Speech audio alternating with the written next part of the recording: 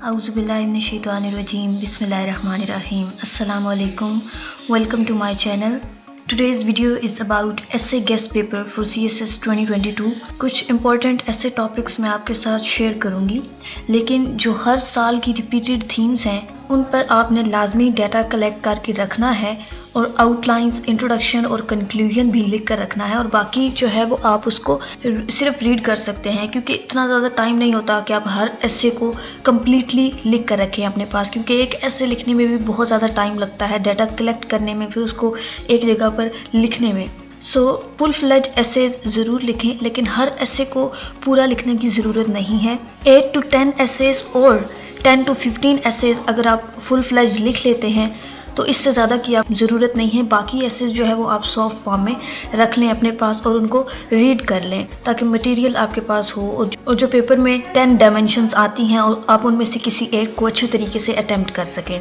सो जो आज के इम्पोर्टेंट टॉपिक्स मैं आपके साथ शेयर करने जा रही हूँ उनमें है Islamophobia, causes and consequences, corruption in Pakistan, issues, challenges and way forward, women empowerment and its future in Pakistan, foreign policy of Pakistan, issues, challenges and solutions, governance issues are impeding the progress of Pakistan, the paradigm of cyber security in Pakistan, and judicial activism in Pakistan. Is it beneficial for Pakistan?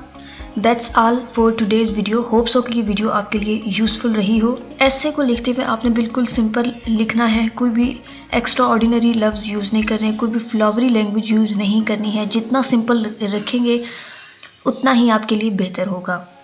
और अपने arguments को support करने के लिए आपके पास examples, stats, figures वगैरह होने चाहिए, क्योंकि जो भी आर्ग्यूमेंट आप लेते हैं वो रियलिटी पे बेस्ड होना चाहिए और उसकी आपके पास प्रूफ के तौर पर कुछ स्टैट्स, फिगर्स या एग्जांपल्स होने चाहिए जिनको आप पैराग्राफ्स में कोट करेंगे। एक पैराग्राफ में एटलीस्ट एक ही आर्गुमेंट होना चाहिए, एक से ज़्यादा नहीं होने चाहिए, और एक पैराग्राफ में एक ही एग्जांपल होनी चाहिए।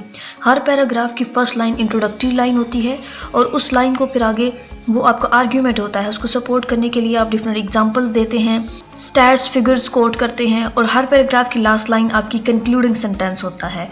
और इंट्रोडक्शन के एंड पर आप थीसिस स्टेटमेंट देते हैं, जो कि बहुत ज़्यादा ज़रूरी है, आपके पूरे एसे का निचोड़ होता है। थीसिस स्टेटमेंट पढ़ के पता चल जाता है कि आप पूरे एसे में क्या लिखने जा रहे हैं। मैंने ऑलरेडी करंट अफेयर्स 2022 का जो गेस्ट पेपर है वो शेयर कर दिया है। अगर आपने वो वीडियो नहीं देखी है तो इसी वीडियो के ऊपर आपको एक आई का बटन नज़र आ रहा होगा, आप उस पर क्लिक करके वो वीडियो देख सकते हैं। और अगर आपने अभी तक मेरे चैनल को सब्सक्राइब नहीं किया तो चैनल को सब्सक्राइब करके साथ में मौजूद बेल बटन को प्रेस कर दें, ताकि जब कोई नई वीडियो अपलोड हो तो आपके पास नोटिफिकेशन आ जाए। Thanks for watching. अल्लाह हाफिज़।